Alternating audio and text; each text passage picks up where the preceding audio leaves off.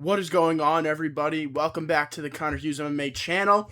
And today we are going to go over the fight night tomorrow. UFC Oklahoma City, or as they have it on their website, hashtag UFCOC. Dricus du Plessis versus Kamaru Usman. The Battle of Africa. This is a good card. For like a fight night. Fuck off. First fight on the card. Deone Barbosa versus Ana Melisano. Ana Melisano is shit. Looks like a chick. Deone Barbosa is sick and looks like that. We're going to be picking Deone Barbosa by decision. Yeah, I don't know much. I'm gonna be watching the Odyssey during this fight. Oh, thank God I don't have to watch this bullshit. Next fight on the card, R.J. Harris versus Alvin Hines. Now, this is a fight I'm actually very interested in. Alvin Hines started his career in 2012, 2013, I believe, and then he took a break. Or not a break, like a break from actually fighting, but he was still in the gym training, and he made his comeback in, I believe, 2021 or 2, and that's when R.J. Harris started his entire career. Alvin Hines is a really decent heavyweight, where he's not a blob heavyweight. In a way, Chris Barnett, Hamdi Abdel-Wahab was. He actually has some skill, and in this fight, he's going to be the bigger fighter against R.J. Harris. I think R.J. Harris is going to struggle with just the experience of Alvin Hines. So for that reason, give me Alvin Hines by third round finish, ground and pound after R.J. Harris gasses. Next fight on the card. This is a sick fight. Fuck off Lenovo. Alden Correa versus Stuart Nickel. Stuart Nickel's a really decent fighter. I mean, he's a flyweight. They're all really good. And Alden Correa is also extremely good. These guys are just, while I think Alden Correa is going to win, and win pretty clearly, I think just how fun this fight has the potential of being. This is a must watch. This is a really fun fight. Alden Correa obviously coming off the win and Stuart Nickel coming off the loss. It does feel like they're setting up Alden Correa to make sort of a run in the flyweight division. Just with him being a pretty big flyweight. And now they're giving him someone who's short. But because of that, I could see Stuart Nickel, honestly, getting some really nice body shots and body work in on Alden Correa that I think will slow Alden Correa down. For as much of a favorite as Alden Correa is, I'm going to be picking, I don't think he's going to be able to get the finish over Stuart Nickel. I'm going to be picking a 29-28 decision for Alden Correa, with maybe one judge giving it 29-28 to Stuart Nickel. This is going to be a fun fight. This is going to be one you don't want to miss. Now, this fight, they just threw on a couple days ago. And normally the UFC doesn't put two pretty hot, top prospects together. They throw these guys together. This is going to be a fucking banger. Ezra Elliott is so elite. The only problem with him, he might be a little small for featherweight, but as I say that, you had Volk and Ilya as champions. But I think in this fight, he's going to have just two. This fight isn't going to hurt him when it comes to being a little small for featherweight. Sorry, I'm talking about Damian Anderson, not Ezra. Sorry. Ezra Allison is a pretty decent sized featherweight. For Damian Anderson here, I feel like as the smaller guy here, he's really going to struggle with the reach and reaching someone as fast and long as Ezra Miller. And then for Ezra Miller, really good sized featherweight that has real decent, good enough grappling that in a bad scramble he can definitely find a finish. But also, I just believe he has the power advantage and also the experience advantage. I'm going to be taking Ezra Elliott in this fight by knockout in the second round. He is the underdog. I just know this is going to be a banger. I feel like Damian Anderson is too muscular, and I feel like with the length of Ezra Elliott, Damian Anderson is going to be over-swinging, trying to get his arm as far out as possible, and he's going to miss while Ezra Elliott's able to come back with a straight right. Because according to the UFC, he's got a 72-inch reach advantage. Now, a really nice dog shit fight. Levi Rodriguez versus Felipe Franco. I'm going to be picking Felipe Franco. He's decent. He can grapple pretty well. To the point where at the lighter weight classes, because of this grappling, some of these guys who are just big won't be able to handle it. And I could see him getting a pretty early submission over Levi Rodriguez Jr., who I think is pretty shit. The odds for this fight truly don't make sense to me. I would have Felipe Franco as a bit more of a favorite. But I mean, Levi Rodriguez Jr. is pretty good. He's just like, look at him. I wish I could show. That's not. You can see his muscle. You can't see his. I think Levi Rodriguez. Like, look at this guy. Like, this is a blobby guy. Like, this guy's a blob, and not a blob at the heavyweight.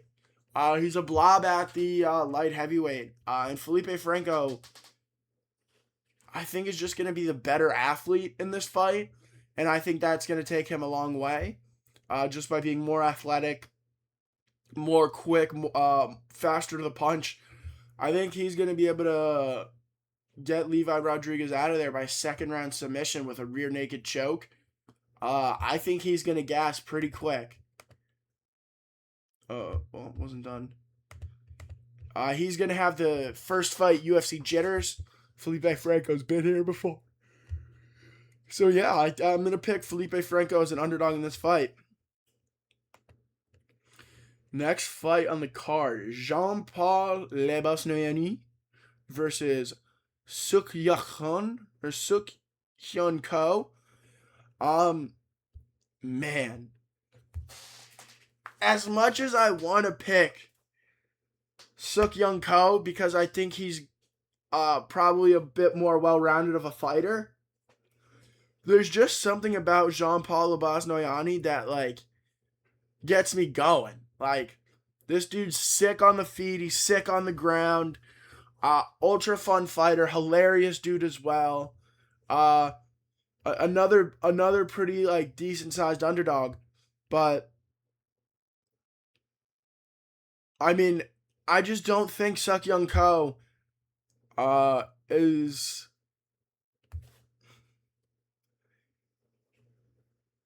I wasn't sure enough to pick Suk Hyun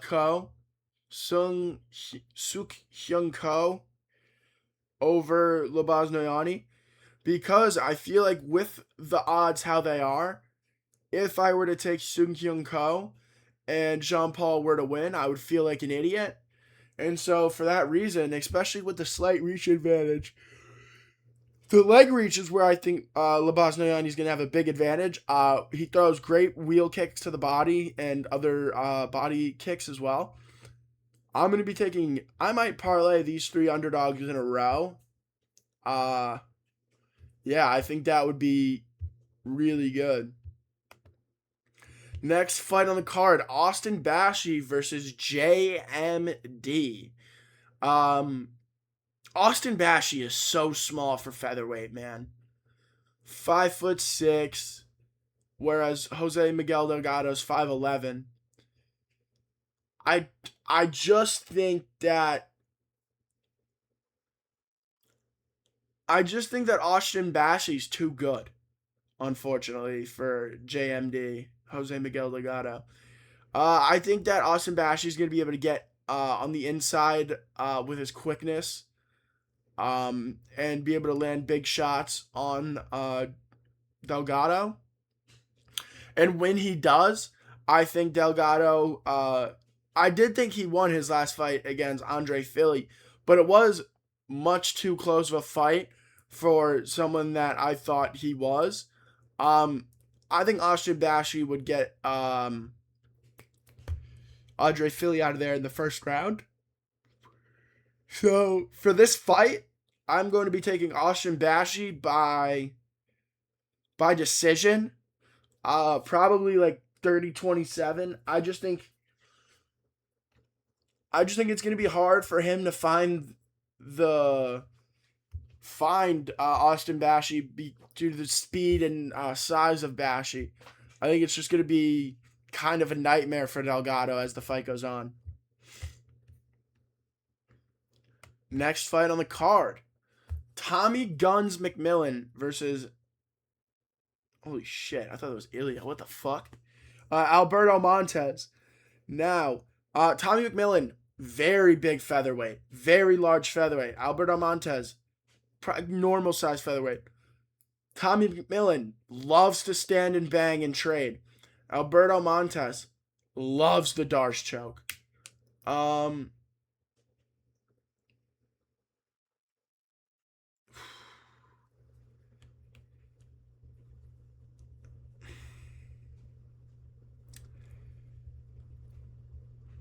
Give me Alberto Montez. I think he's just got too good of a chin. I also think he's not going to be stupid enough to just basically do the Max Holloway point down against Tommy McMillan for 5 minutes of a first round. I think he's going to be trying to get in, work on his wrestling, work on getting takedowns.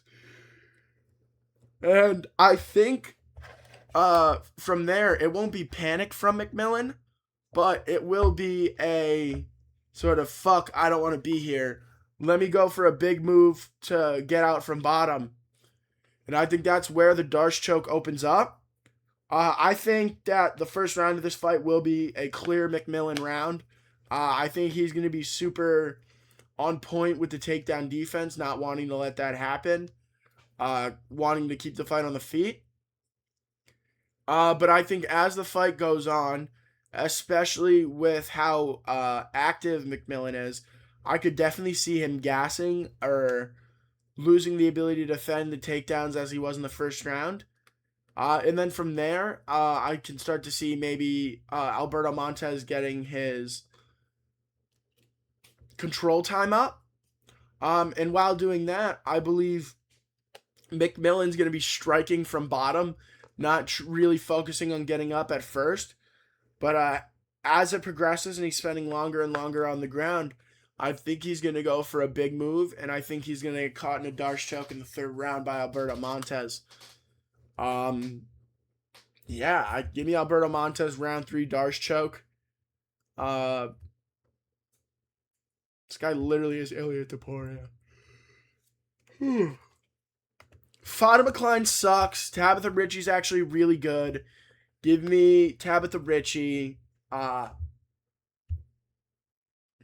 All right, next fight on the card. I'm being dead ass. That's all the breakdown. I don't give a fuck about that fight. Chase Hooper versus Mitch Ramirez. Now, I'm a big fan of Chase Hooper.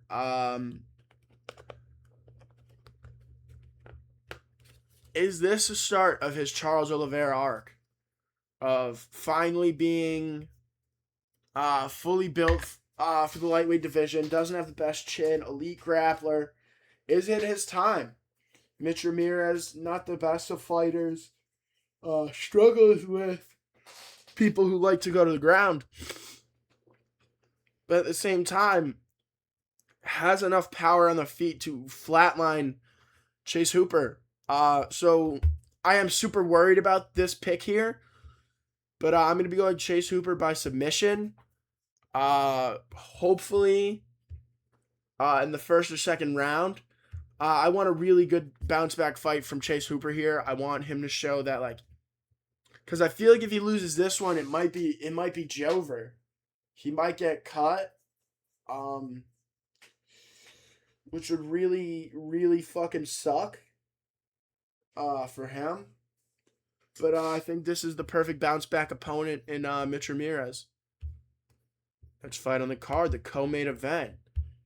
Jared Cannonier versus CLD. I mean, Jared Cannonier, I think, is 43 years old, coming off a loss. CLD's like 32, coming off a win.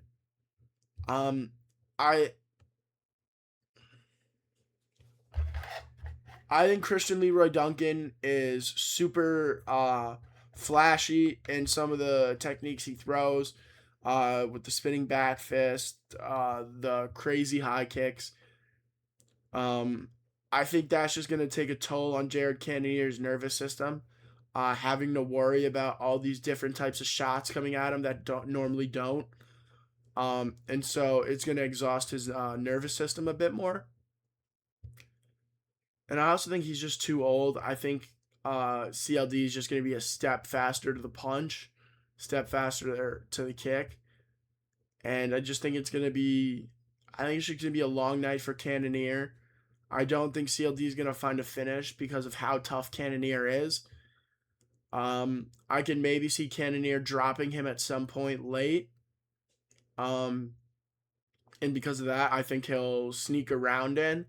I think this is going to be a 29-28 decision for CLD. And unfortunately, as it is to say, I feel like this might be the last time we see the Killer Gorilla. Now, time for the main event. Dricus du Plessis versus Kamaru Usman. The next Battle of Africa takes place in the Battle of OKC. Kamaru Usman coming off the win against Joaquin Buckley. Dricus du Plessis coming off the loss against Chimaev.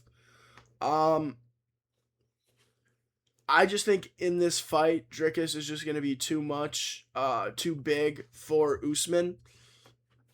The only thing that does worry me is because of how Khamzat Chimaev did Dricus du Plessis, of being able to hold him down for 5 rounds. If that Strickland fight hadn't happened, I would be very nervous for du Plessis in this fight. But because I saw how Sean Strickland was able to do against Chimaev, and just how he differently fought to get off the ground than du Plessis, I think du Plessis is going to change how he tries to get up from scrambles. And I also think Kamaru Usman is going to be the smaller guy here, so it's going to be tougher for him to hold down du Plessis. And I think in these goofy scrambles, du Plessis will be able to find his way on top. And I think he will be able to find a way to stay on the feet with Usman. Usman did say he was just going to like wrestle fuck people from now on after his last win until he gets a title shot. Sorry, I was picking something up. But yeah, I think this is going to be a really interesting fight for as long as it goes. I could see this being... I don't see this fight going to a decision. I think I see Dricus du Plessis... I see this as like a du Plessis Whitaker, where it's super close while the fight is happening. But I just think Dricus is just going to have a moment. And the thing with Dricus du Plessis, when he gets a moment, he will do absolutely everything he can do to capitalize. When he got his moment against Chimaev, he landed great ground and pound, made Chimaev give up his back, almost sunk in a rear naked choke, almost took victory from the jaws of defeat. And if the fight is going bad for him, he won't give up. He won't stop fighting. He's got this just insane mentality. Like, he doesn't give a fuck if he just got held down for 5 rounds. Here he comes again in round 6. Super interesting fight. Give me Dricus du Plessis by round 4 knockout. I think he's gonna drop Usman, and then forearm ground and pound that he loves to go to on the side of Usman's head. And I think that's gonna be the end of the fight. I think it's gonna be a super fun card. I can't wait. Thank you for watching. If you watched all the way in, please subscribe.